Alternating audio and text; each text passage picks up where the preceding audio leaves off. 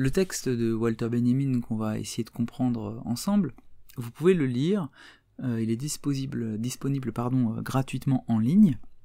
Vous allez par exemple en bas de la page Wikipédia dédiée à l'œuvre, l'œuvre d'art à l'époque de sa reproductibilité technique, Walter Benjamin, et vous allez trouver des liens qui mènent vers le texte entièrement disponible à la lecture. Par ailleurs, il est pas très cher, si vous voulez l'acheter en librairie, ce petit opus, et il est très facile à découvrir et à trouver au CDI, dans des bibliothèques, enfin voilà, c'est un texte qui est accessible. Donc mon but ici, c'est pas de tout déblayer, de pas tout vous faire comprendre, mais de vous proposer un parcours assez rapide dans une œuvre qui est dense et dont les concepts sont denses. Si vous voulez aller plus loin, il y a énormément de sources autour de l'œuvre de Walter Benjamin et de sujets très intéressants à creuser. Donc commençons par le commencement, c'est-à-dire par le premier chapitre, le premier moment du texte. Voilà ce qu'écrit Walter Benjamin. Il est du principe de l'œuvre d'art d'avoir été toujours reproductible. Ce que des hommes avaient fait, d'autres pouvaient toujours le refaire. Ainsi, la réplique fut pratiquée par les maîtres pour la diffusion de leur œuvre, la copie par les élèves dans l'exercice du métier, enfin le faux par des tiers avides de gains. Par rapport à ces procédés, la reproduction mécanisée de l'œuvre d'art représente quelque chose de nouveau, technique qui s'élabore de manière intermittente à travers l'histoire, par poussées à de longs intervalles, mais avec une intensité croissante. Donc Walter Benjamin part d'un constat. Il est du principe de l'œuvre d'art d'avoir toujours été reproductible. Ainsi, les œuvres d'art ont toujours été reproductibles. Les maîtres de peinture reproduisaient par exemple leur travail pour sa diffusion, on peut parler aussi des sculpteurs qui faisaient la même chose, et puis il y a toujours eu des faussaires pour imiter le plus parfaitement possible des œuvres d'art afin de les revendre et de se faire un bénéfice pour avoir un gain. Et il prend l'exemple aussi de la copie par les élèves dans l'exercice du métier. Là, il y a une imitation pédagogique, en quelque sorte, une reproduction pédagogique d'une œuvre d'art pour soi-même apprendre à devenir artiste. Imaginez un peintre qui s'exerce sur les grands maîtres pour essayer de les reproduire, les imiter, afin de pouvoir lui-même comprendre tel ou tel savoir-faire technique, tel ou tel geste. Si nous considérons que l'œuvre d'art est le produit d'un ars, il faut revenir au concept d'ars. L'ars en latin, ça veut dire le savoir-faire humain, la technique humaine. Alors il apparaît clair que cette œuvre pouvait être reproduite par imitation, notamment d'un savoir-faire initial, et même que l'acquisition de ce savoir-faire passait en fait la plupart du temps par l'imitation des gestes. Donc il y a l'idée ici très importante que la reproduction de l'œuvre d'art n'est pas le phénomène qui intéresse spécifiquement Benjamin, c'est pas le phénomène de la reproduction qui l'intéresse, c'est la nouveauté dans la modalité de cette reproduction. Il faut donc voir que le fait nouveau, et qui par ailleurs s'amplifie, c'est la reproduction mécanisée de l'œuvre d'art. L'adjectif mécanisé fait ici référence à la mécanique de la reproduction, c'est-à-dire à la nouvelle place notamment de la machine dans le cadre de cette reproduction des œuvres. On précisera ce que c'est la machine plus loin, mais pour le dire rapidement, la machine a ceci de différent avec par exemple l'outil ou l'instrument. L'outil ou l'instrument implique toujours la mobilisation, l'énergie d'un sujet humain, d'un acteur humain. Le peintre doit tenir le pinceau, l'instrument de musique doit être utilisé et doit être mobilisé par un pianiste, par exemple, doit jouer sur cet instrument, donc il y a toujours un acteur humain, un sujet humain qui déploie une énergie et un certain savoir-faire pour pouvoir utiliser les outils, mais dans le cadre de la machine, il y a une forme d'autonomisation de ces processus. L'énergie n'est pas mobilisée par l'être humain, et si c'est l'être humain qui mobilise cette énergie, la machine potentialise, facilite, on va dire, ou améliore ou rend plus performant, on va dire, l'utilisation de certains outils, ou rend immédiate, on va dire, certains résultats, certains processus. On va un peu préciser cette question, mais la question de la machine est assez importante à comprendre ici. On parle bien d'une reproduction mécanisée. Et ce qui est important, c'est que cette mécanisation produit une différenciation dans la reproduction. Ce qui est nouveau, c'est pas la reproductibilité, mais donc le procédé technique par lequel passe aujourd'hui cette reproduction. Un faussaire du XVIIIe siècle n'utilise pas une machine pour reproduire l'œuvre qu'il veut imiter, mais bien sa propre compétence technique, son propre savoir-faire. Or, une telle mécanisation de la reproduction n'est pas ici du coup un changement mineur dans le cadre de cette reproductibilité de l'œuvre d'art, puisque la machine permet quelque chose de nouveau. La question donc qu'on doit se poser, et j'ai déjà commencé à l'aborder, c'est qu'est-ce qui est nouveau? Voici comment continue Benjamin. Avec la gravure sur bois, le dessin fut pour la première fois mécaniquement reproductible. Il le fut longtemps avant que l'écriture ne le devint par l'imprimerie. Les formidables changements que l'imprimerie, reproduction mécanisée de l'écriture, a provoqués dans la littérature sont suffisamment connus. Mais ces procédés ne représentent qu'une étape particulière, d'une portée sans doute considérable, du processus que nous analysons ici sur le plan de l'histoire universelle. La gravure sur bois du Moyen-Âge est suivie de l'estampe et de l'eau-forte, puis, au début du XIXe siècle, de la lithographie. Donc la reproduction mécanisée n'est pas finalement si récente que cela, puisqu'elle remonte pour la graphique à la gravure sur bois. Donc la gravure sur bois, c'est une technique qui consiste à graver sur un support en bois une image négative, puis à ancrer le support pour ensuite y imprimer l'image en positif sur une feuille qu'on dépose sur le support qu'on a préalablement ancré. Alors, ce qui est important, c'est de comprendre qu'ici, la notion de mécanicité rend manifeste le fait que lorsqu'on imprime une gravure, l'objet auquel on parvient, l'estampe par exemple, est en fait une reproduction par des moyens mécaniques d'une image produite initialement sur le support.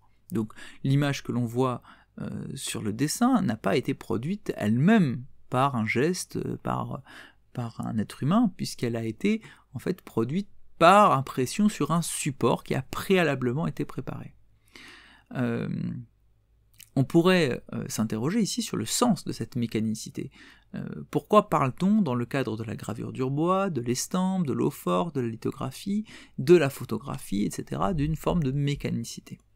Alors une machine est un objet fabriqué complexe capable de transformer une forme d'énergie en une autre et d'utiliser cette transformation pour produire un effet donné, pour agir directement sur l'objet de travail afin de le modifier selon un but fixé. Là je vous ai donné la définition Wikipédia de la machine, donc là ça va pas très loin.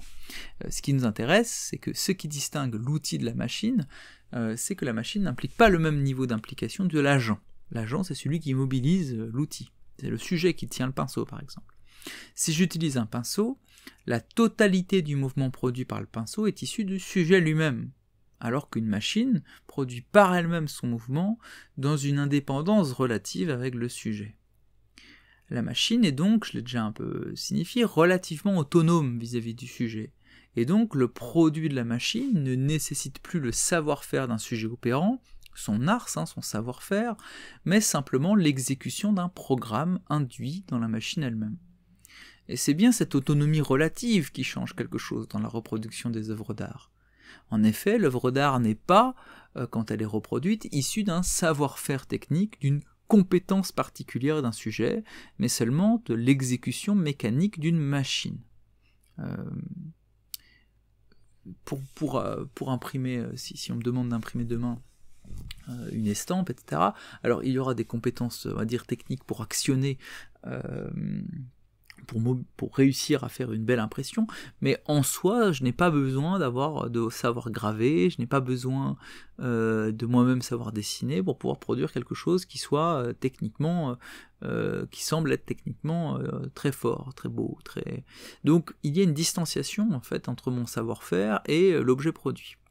Et une telle mise à distance du savoir-faire va ouvrir des potentialités nouvelles et changer peut-être la nature même des objets ainsi reproduits. Ainsi, le faussaire doit avoir une compétence, par exemple, pour reproduire, et c'est bien elle qui se manifeste dans l'œuvre qu'il reproduit.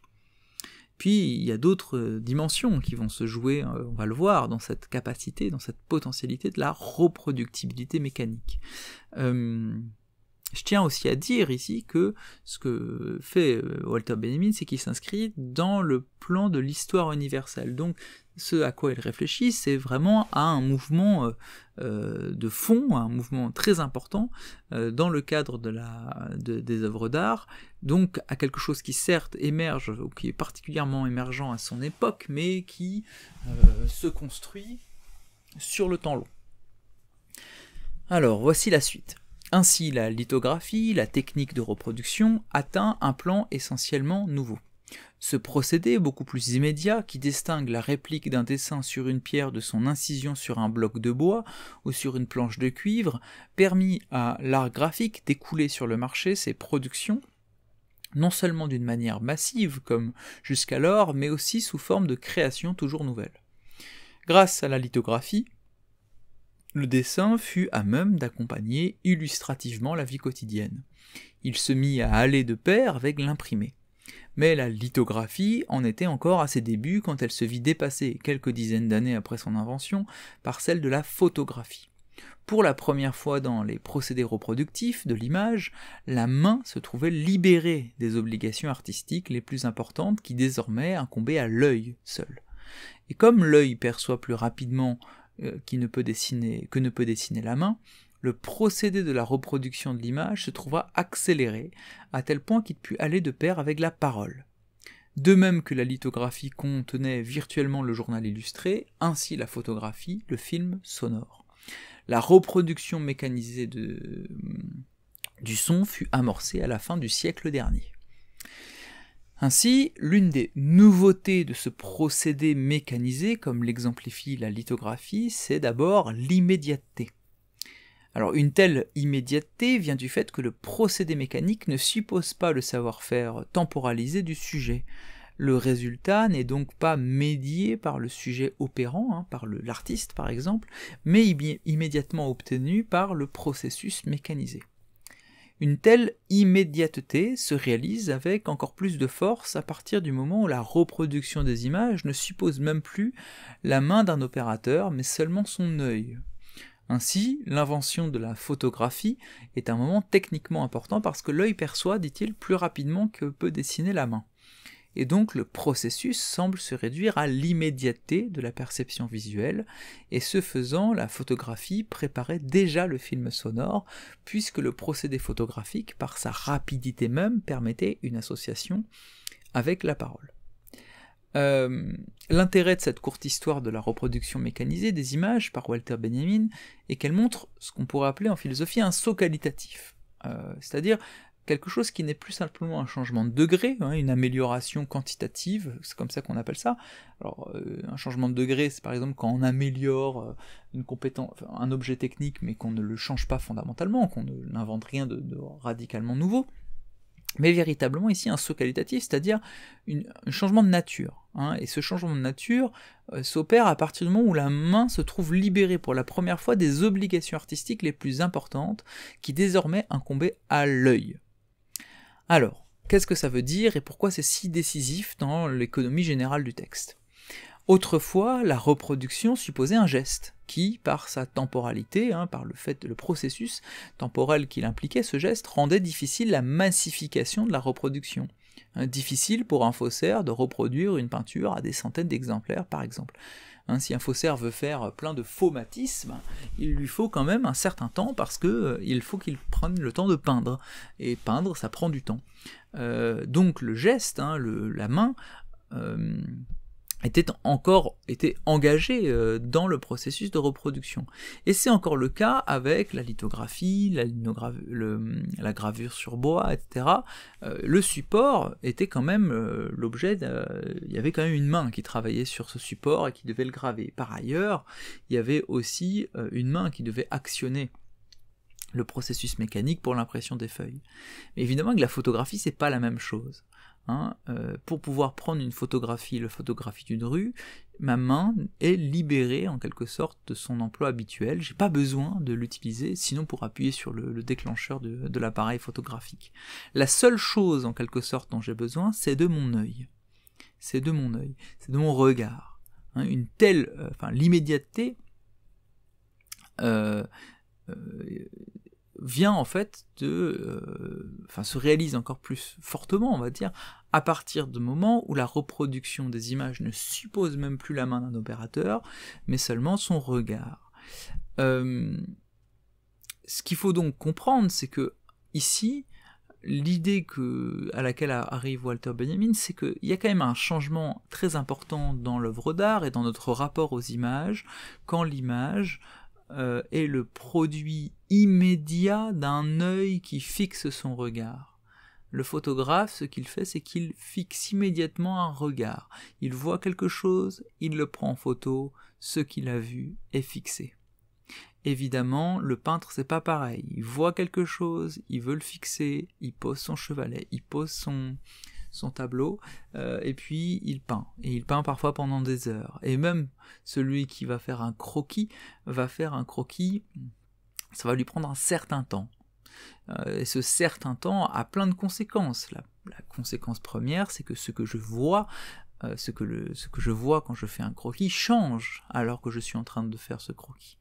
Donc le croquis ne fixe pas ce changement temporel, hein, il ne fixe qu'un moment. Et en plus il est imparfait le croquis, il ne reproduit pas parfaitement ce que je vois, au contraire de la photo qui semble reproduire parfaitement ce que je vois. Donc on a là ici quelque chose de nouveau, hein, ça permet évidemment la massification de la reproduction.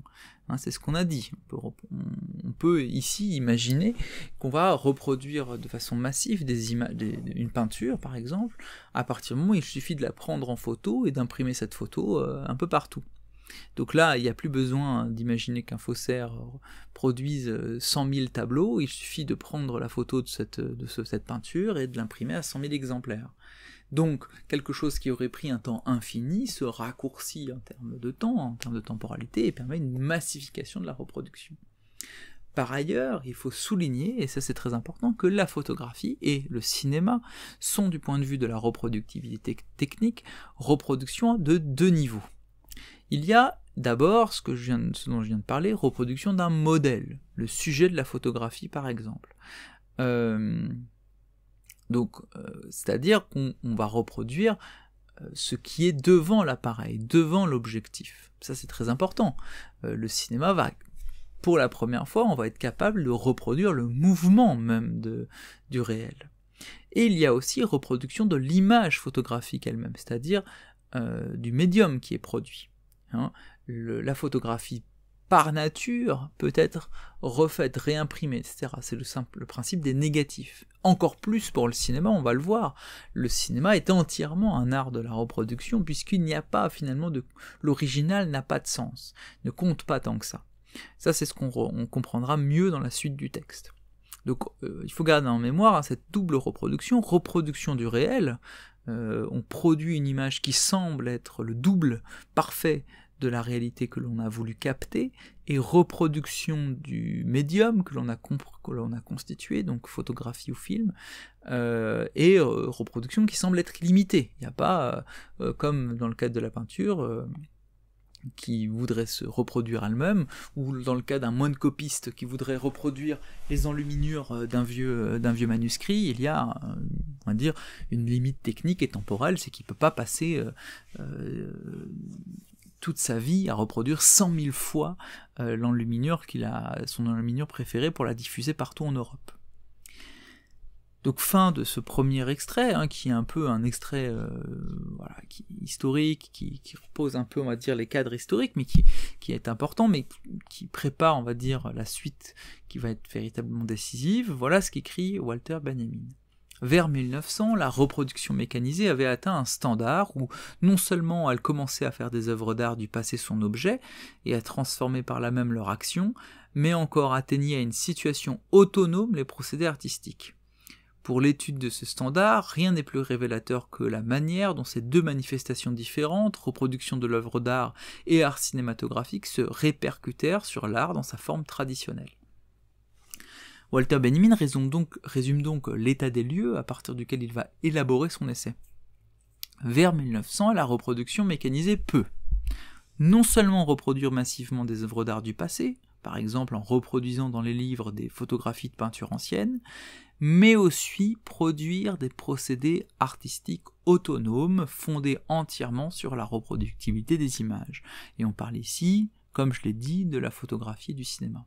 Songez que quand vous allez voir, je sais pas, un film au cinéma, le film que vous observez au cinéma, dont vous êtes spectateur, vous avez l'impression, vous regardez un film qui est une œuvre d'art, et cette œuvre d'art, vous ne vous dites pas que vous n'en voyez qu'une reproduction, vous ne vous dites pas que vous auriez mieux vu cette œuvre d'art ailleurs dans un cinéma où serait projeté son original. Le concept d'original semble disparaître avec le cinéma. Pareil avec la photographie. Alors il existe dans la photographie, et Benjamin en parle aussi, on va dire une sorte de survivance encore de ce concept, mais dans le cinéma, c'est pratiquement plus du tout le cas. Et ça, ce que va dire Benjamin, ça va être très important, c'est la fin de sa phrase, la fin de ce petit extrait, il dit « ça va se répercuter sur l'art dans sa forme traditionnelle ». En fait, l'une des grandes hypothèses de Walter Benjamin, et on va le voir, c'est que finalement, cette reproductibilité des images, reproductibilité mécanisée, va produire un effet de contraste sur les formes traditionnelles de l'art. Notamment, Benjamin, il va parler de la peinture. Il va dire, en fait, l'émergence de la photographie va donner à la peinture une valeur nouvelle, une valeur et une saveur, on va dire, différentes. Évidemment, peindre quand on a les moyens de la photographie ne signifie plus la même chose que peindre quand, de toute façon, les moyens photographiques n'existent pas. Donc on va essayer de clarifier tout ça, on va essayer de mieux comprendre en lisant au prochain épisode la suite du texte.